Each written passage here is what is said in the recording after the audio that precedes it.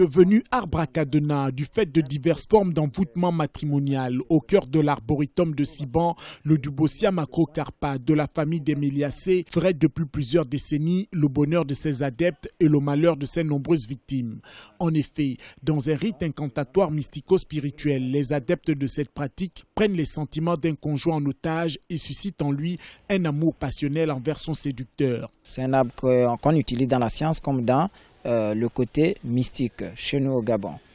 Et donc, les cadenas qui sont là-dessus sont des cadenas qui sont utilisés par des personnes qui viennent accrocher ces cadenas là-dessus à des fins mystiques.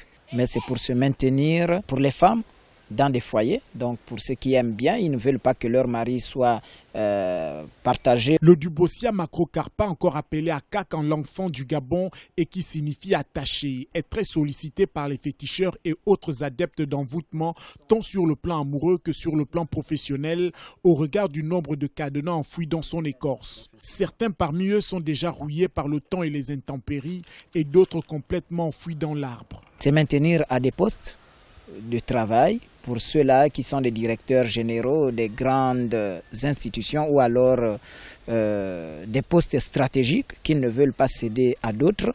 De ce fait plutôt, ils viennent mettre des cadenas là-dessus auxquels ils font des incantations et au sortir de là, du moment où il y a une affluence importante de cadenas, cela sous-entend que ça marche. Malgré le fait qu'il soit en plein territoire protégé, l'arbre à cadenas est agressé très régulièrement par de nombreuses personnes.